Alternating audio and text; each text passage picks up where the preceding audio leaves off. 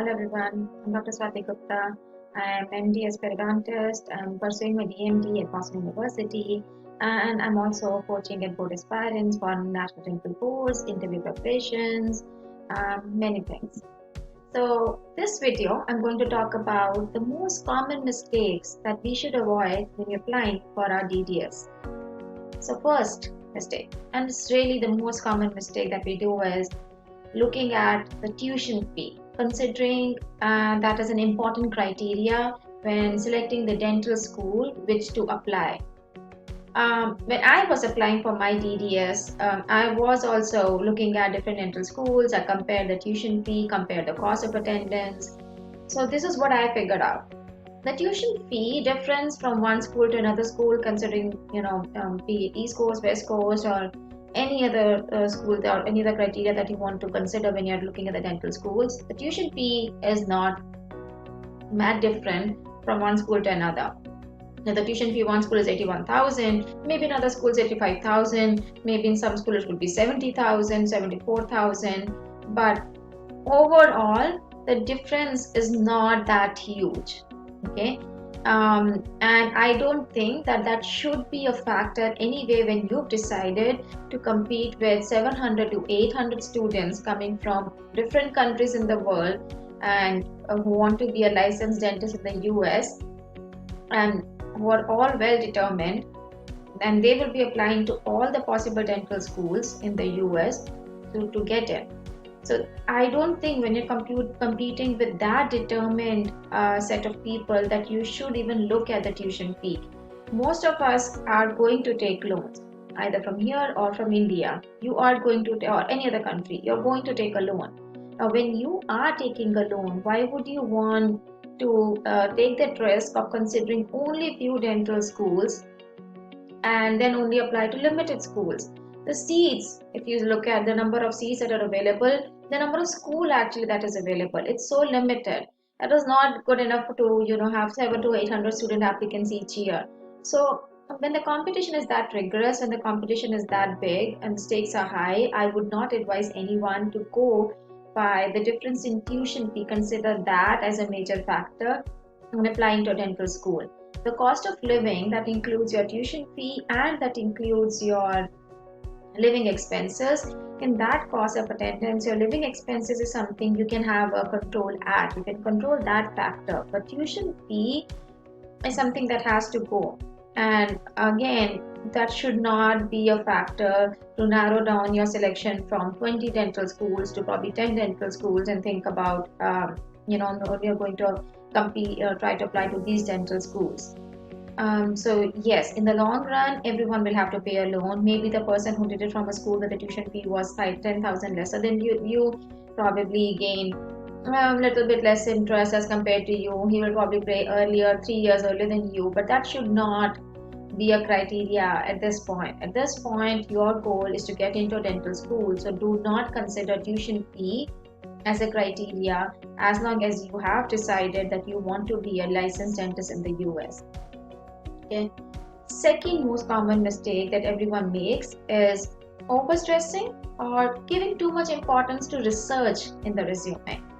Now, I've done MDS and I was always interested in research. So I wrote a lot of things. I've written a book, I have 31 publications. So what I used to get as a feedback from everyone is, oh, you've written so much, you have so much research, so you definitely would be included in a program. But I don't think that's the only criteria. After teaching at board aspirants, after coaching, after having talked to so many directors, faculty members, I really just don't think that research is I don't even believe that research is the only criteria for your selection into a dental school. Your resume has to have few elements. That is your work, that is your clinical experience, your research, and your overall performance, your extracurricular activities, or anything that you've done. Now, just one element of research, if that is missing, it is very hard to believe that that could be an exclusion factor for a school, even if you have everything on a resume. The reason that I'm saying this is, and having a discussion about why research is not important, because we do get a lot of people who are asking us to guide them how to write an article, or we have friends I have friends who are saying, oh, we should have to, write an article or have some research so that we can apply to dental school. But here's the thing. One thing is most of the people who not even clear National Dental Board should not focus on this because this is not the criteria. The foremost and the major criteria is to clear your National Dental Boards. Unless that is done, you cannot even proceed further. Even if you clear National Dental Boards and now you have the time, then yes, probably my advice would be if you can get someone who can guide you, who can help you, and you have at least 2 to 3 months or one, to write a good, decent article, get it published, then yes, please go ahead with it. Write a research article, get it published in a nice journal, and put it in your resume. But you do not have the time. If you do not have the time, please then don't even panic about it. Don't even think that you would just not consider just because research is not there, because that's not the only thing. There are lots of things that you probably would be ignoring also, that in your clinical life, in your clinical work, there's so many tiny things, the conferences, the presentations, the webinars. There's so many things that you might be missing on and you've not included in your CV.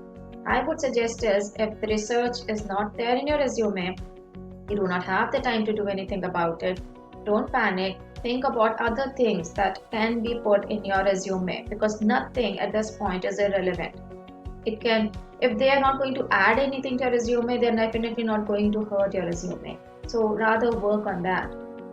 And the third most common mistake is your SOPs. People do not understand the importance of SOP, and I cannot tell you, I cannot stress enough the importance of SOP. SOP is something that if that is bad, then for sure you're in trouble. Okay. You must have read a lot about SOP. Friends must have been telling about SOP. So SOP is something that gives your first impression. SOP, you are not going to a school to submit your application. You've not made contact with the school. Even if you've made contact, they don't know you as a person. They don't know your goals. They don't know where you come from. They don't know anything about you. So SOP is a way in by which you tell the school about yourself. You can tell them the best. You can tell them about the worst things you've done, or you can tell them anything that is relevant. But you need to put it there. The hard part is what and how exactly to put it there. And that's where probably you would need a mentor, a friend, anyone who can help you write it. I have made videos on an ideal SOP or how to write a SOP. Even coach, I'll be adding the link of my videos. And if you want some help, you can always email us at Board Aspirants. But when I was writing my SOP, I can tell you from my personal experience, it took me a long time to write it. Not for the reason that I didn't know what to write, but for the reason that there were so many things that I had to write, and to concise all those experiences that I've gathered so far, to make them relevant, to put them on one page was very important. And it was very difficult. I took the help of a lot of faculty people. I have a lot of friends, my family. I did my fellowship at University of Florida, so there were a lot of people out there to help me, to make me understand. Someone will tear the whole page apart, someone will criticize it so badly. I ended up even crying sometimes that I'm writing so much, and then someone can just say it's not good.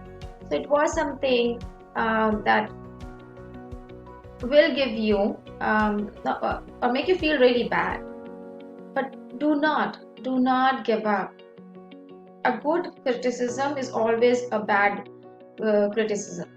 And what I mean by that is that people will who give you a bad criticism is actually going to work for you. People who say, oh, everything is good, that means probably they've not read it. Usually there will always be flaws. Not all the flaws can be corrected, but at least something can be corrected.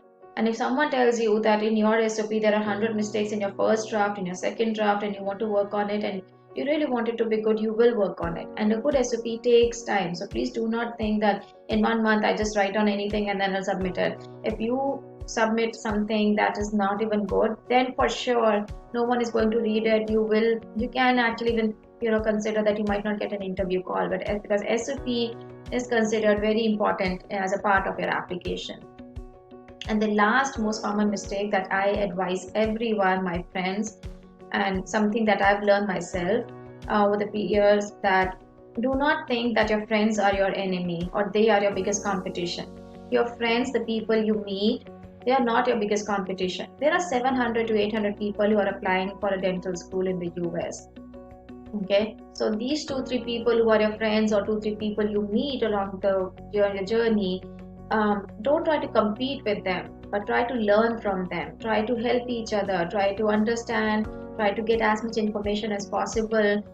It is not going to be there that you help someone and they get in the dental school and you will be left behind, or that's not how it works.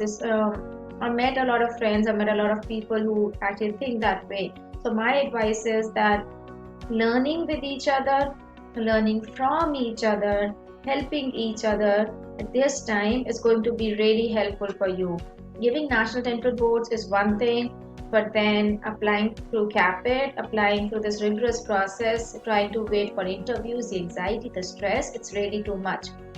You need few friends with whom you can discuss, who can guide you, with whom you can find the sources to apply.